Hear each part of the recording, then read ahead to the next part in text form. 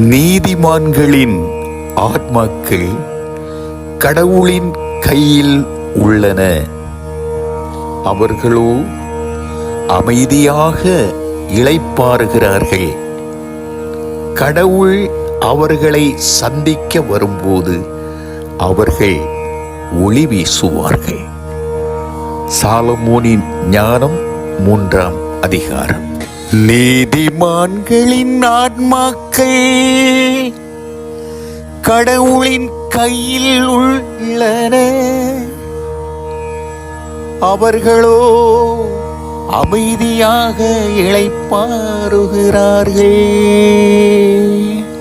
கடவுள் அவர்களை சந்திக்க வரும்போது அவர்கள் ஒளி வீசுவார்கள்.